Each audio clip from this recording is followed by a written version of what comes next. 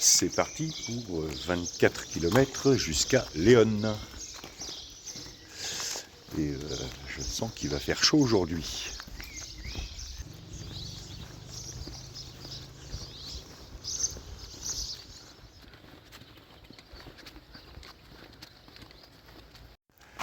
Aujourd'hui, on est parti pour de longs tronçons au bord des différentes routes qui convergent vers Léon, avec une dernière partie urbanisée.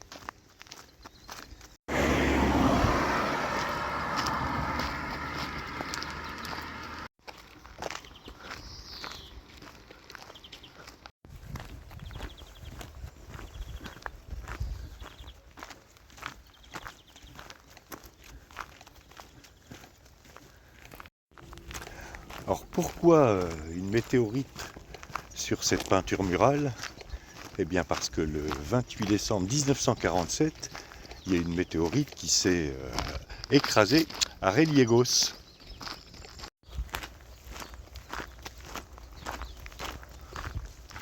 On perdit la trace de cette météorite en 1993, à la mort de Manuel Laborde, le chercheur qui l'avait récupérée afin de l'étudier. Et c'est le conservateur du Muséum d'histoire naturelle qui tomba sur une annonce de vente sur Internet, ce qui permit à la Guardia Civile d'aller récupérer la dite météorite. Et depuis, cette météorite est conservée au Muséum d'histoire naturelle.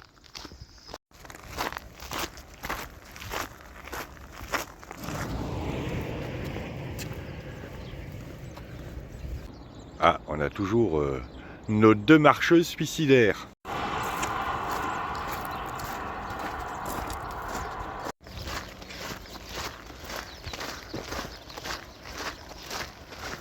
C'est vraiment n'importe quoi de marcher au milieu de la route, sur une route de ce type-là.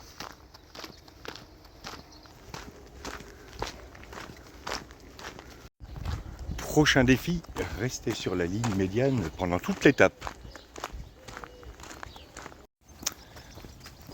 Alors on approche de Mansilla de las Mulas, où nous allons faire une pause café chocolat chaud.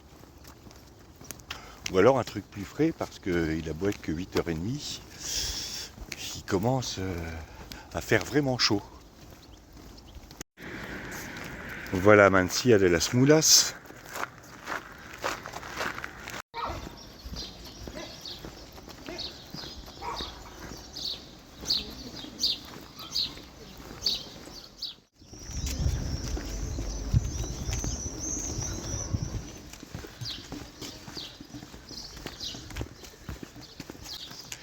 Bien, après cette pause second petit déjeuner, il est temps de repartir et il nous reste, mine de rien, 18 km à faire.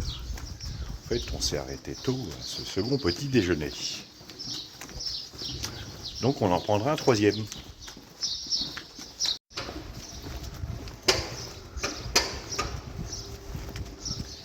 Et ici on voit les anciennes murailles de Mansilla de las Mulas.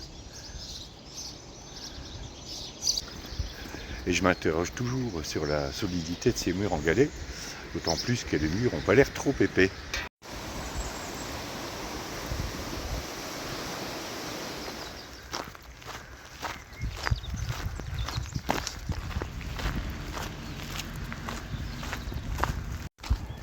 Bien, revenons-en à ce procès des Templiers. Les différents chevaliers ont été auditionnés par les commissions diocésaines, y compris les dignitaires de l'ordre qui ont été auditionnés à Chinon par 3 cardinaux dans le cadre d'une commission diocésaine et non dans le cadre de la commission pontificale, comme j'ai pu le dire, je crois, avant-hier.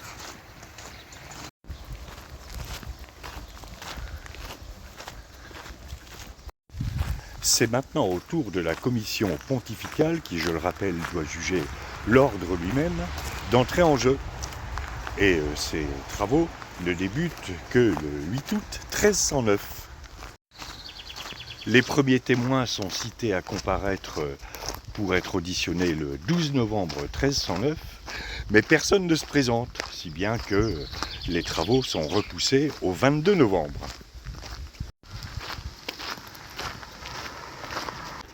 Ah ouais, mais c'est la faute de Gérard, chef. Il avait perdu les clés des cellules. Les premiers témoins sont introduits dans la salle d'audience sans même savoir pourquoi ils sont là. Dites, frère Jean-Jacques, vous savez pourquoi on nous a amenés ici? Aucune idée, on ne nous a rien dit. Bon, il n'y a pas d'exposition d'instruments de torture, c'est déjà ça.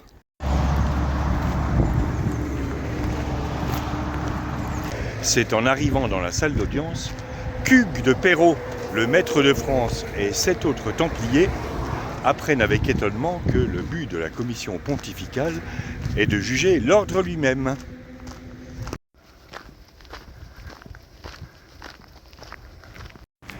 Il faut dire que l'évêque de Paris a été volontairement évasif lorsqu'il est allé rencontrer les témoins pour leur enjoindre de se présenter devant la commission pontificale.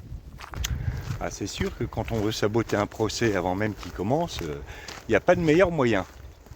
Aucun des chevaliers présents ne se sent apte à défendre l'ordre, et le maître de France, lui, préfère parler des faits directement avec le pape.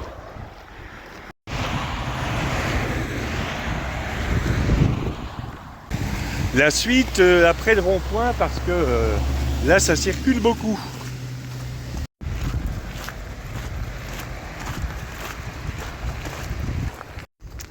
Quelques jours plus tard, c'est au grand maître de l'ordre, Jacques de Molay, d'être auditionné, mais sexagénaire, affaibli par 2 ans de détention et de mauvais traitements, il se déclare prêt à défendre l'ordre, sauf qu'il se déclare aussi incapable de le faire, compte tenu de son état.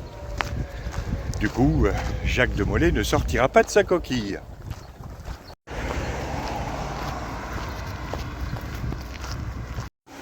Le grand maître de l'ordre ajoute que, étant prisonnier du seigneur pape et roi, ne disposant que d'un chevalier servant et n'ayant pas les moyens financiers de sa défense, parce que c'est Guillaume le Bel qui a pris tout le pognon, il va avoir quelques difficultés à défendre l'ordre.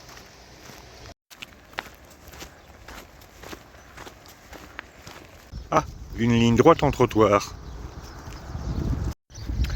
C'est bien, ça rajoute un peu de variété.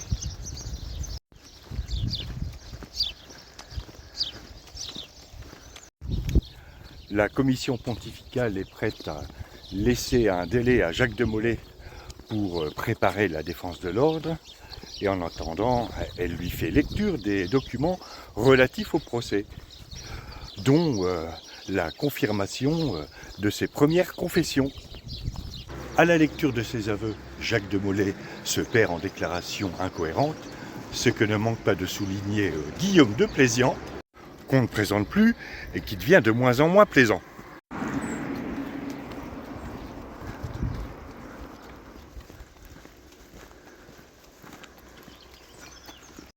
La suite, une fois qu'on s'est éloigné de la route.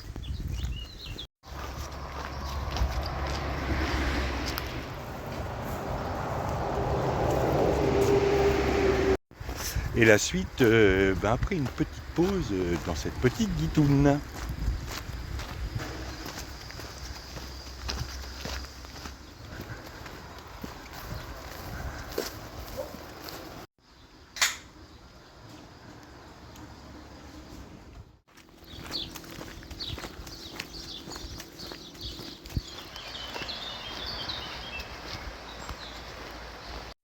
Bien, cette petite pause a fait du bien.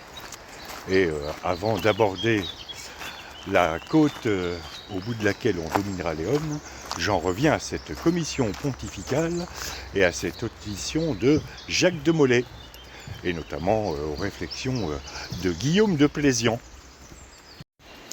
Guillaume de Plézian qui fait remarquer à Jacques de Molay qu'il risque de se perdre lui-même.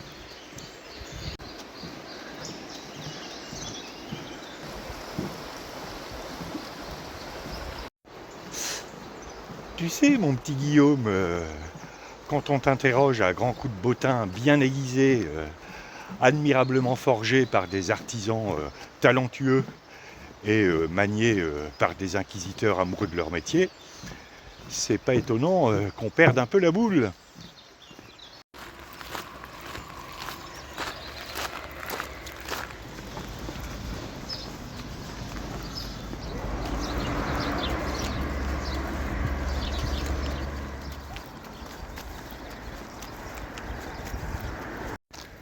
Là non plus, c'est pas l'étape la plus agréable.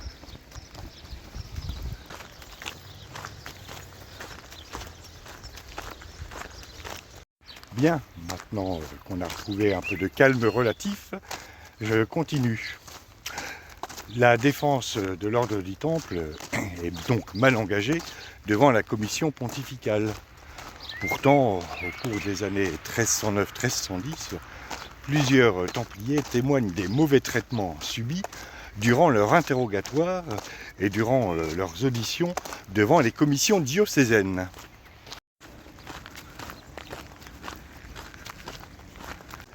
Je vous épargnerai le détail des témoignages des Templiers, mais c'est sûr qu'avoir été torturé pendant 3 mois, puis parce qu'on n'a pas avoué être transféré pendant 36 semaines dans une tour à Poitiers avec un régime de pain et d'eau, c'est pas le meilleur moyen de préparer sa défense.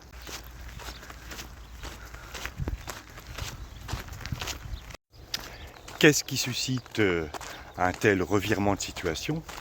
Eh bien, peut-être l'audition de 12 Templiers, dont Hugues de Pin, commandeur templier, le lendemain de celle de Jacques de Molay. Hugues de Pin déclare que toutes les accusations contre le Temple sont fausses et que si les Templiers ont témoigné de la manière qu'ils l'ont faite devant l'évêque de Paris, c'est qu'ils ont cédé à la peur et à la violence. Ça n'a pas dû plaire à Guillaume de Plézian.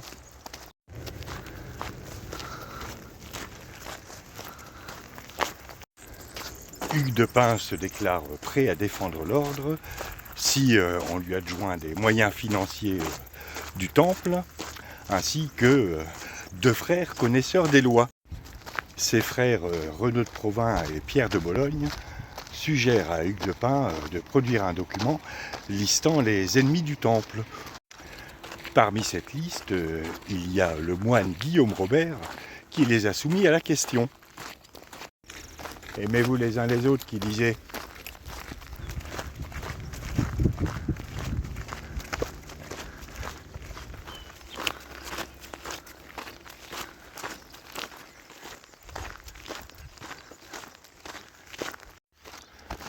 D'autres frères emboîtent le pas d'Hugues de Pin et la défense des Templiers commence à s'organiser.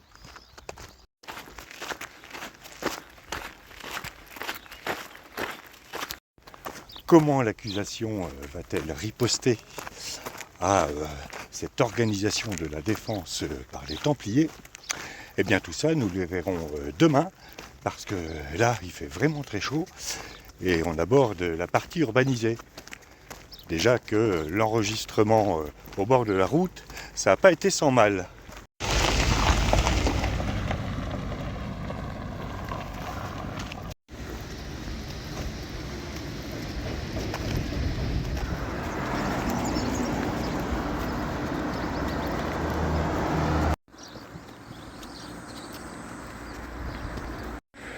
Bon alors celui de gauche, je ne sais pas sur quoi il est assis, mais ça doit lui faire mal. Ah ben bravo, c'est d'un goût. Bon allez, on va faire une petite pause.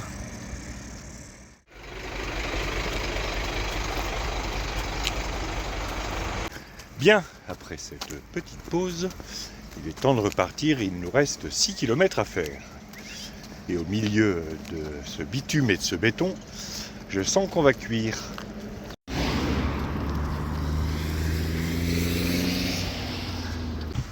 Toutes les entrées de grandes villes se ressemblent finalement.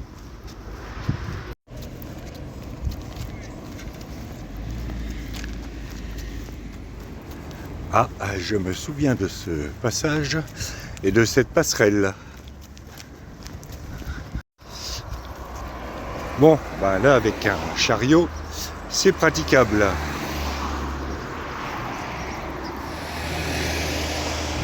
Voilà, devant nous, c'est Léon et sa banlieue. Qu'on va devoir traverser avant d'arriver à la vieille ville.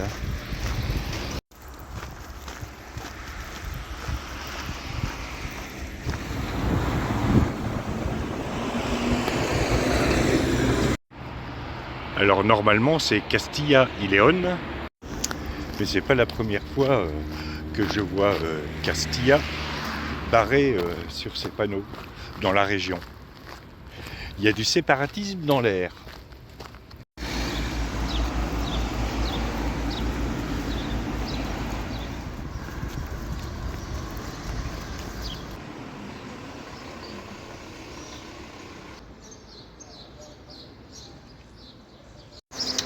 Je me suis toujours demandé comment les cigognes supportaient les cloches des églises. Quoique pour celle-là, le problème ne se pose pas, puisqu'il n'y a pas de cloche, à part celle qui les prend en photo. Petite information en passant. Alors en Espagne, le diesel est autour d'1,65 €. Voilà, c'était la mini-minute des Trois d'Ormuz.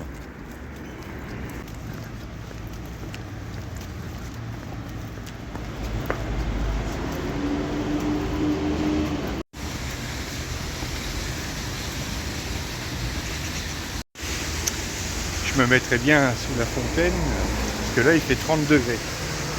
Si la température que j'ai vue sur la croix de la pharmacie est exacte. Ah, on approche enfin des murailles de la vieille ville.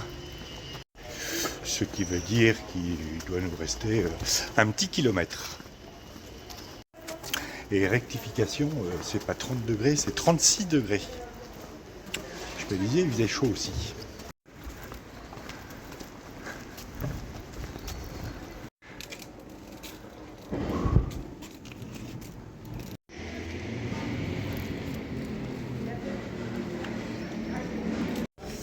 Voilà, on est entré par ce qui était l'emplacement de la Puerta Moneda. Et maintenant, il ne nous reste plus qu'à trouver l'albergue Jabalquinto.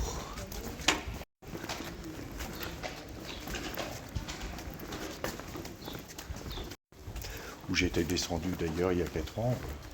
Donc, je devrais la retrouver assez facilement.